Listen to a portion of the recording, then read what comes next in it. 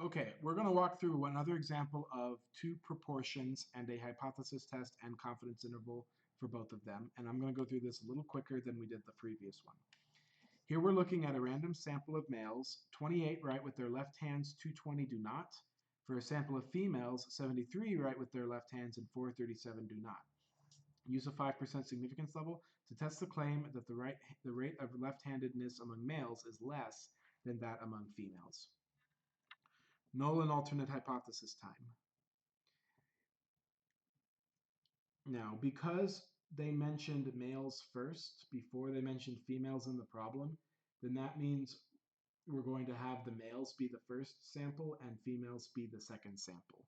So as usual, our null hypothesis is that P1 is equal to P2, off to a good start.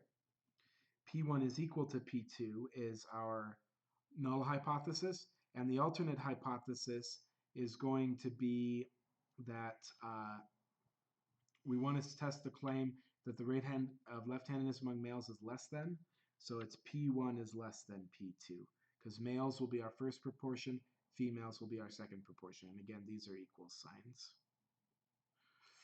Okay, let's start calculating our values. We need x1 and n1. So x1 was 28. Now we need to be careful here. This is kind of a trick question. Notice that n1 is not 220. It says 28 right with their left hands and 220 do not. So that means that our sample size is these two added together. And in my opinion, that's really tricky and unnecessary, and I don't like that they do that. So 248 is our sample size because it's 28 plus 220. Let's calculate P1 hat. That's just going to be 28 divided by 248, which is 0.11290326. Now let's do our second sample. The number of left-handed people in the second population was 73. And, oops, that should be a 2. And again, we got to do 73 plus 437 to get 510, which is the sample size for the second group. Okay? So let's calculate P2 hat. I'm just going to do it under here. P2 hat is 73 divided by 510, which is 0.143137255. So we see that more females as a percent are left-handed than males.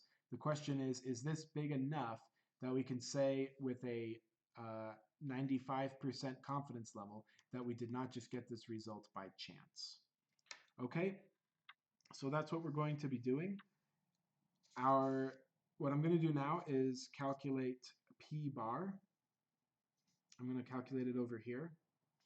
Remember that P bar is the total number of successes divided by the total sample size. So if we add up our two x's, 28 plus 73, we get 101.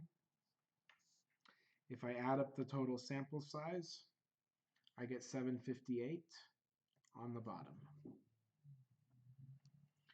Do 101 divided by 758, and we'll get that P bar is equal to 0.133245383 is P bar. Now let's calculate Q bar, which is equal to 1 minus P bar. So if I do 1 minus that, we get 0.866754617. So I did all of that. That's Q bar. So I did all of that before we do the test statistic, and that's because this test statistic formula is a little complicated. It's P1 hat minus P2 hat divided by the giant square root of P bar Q bar over N1 plus P bar Q bar over N2. And notice that I gave you all of those formulas down here, both for P bar over here, which you need to do first, and then the test statistic formula right here. So let's go ahead and calculate that in the next video.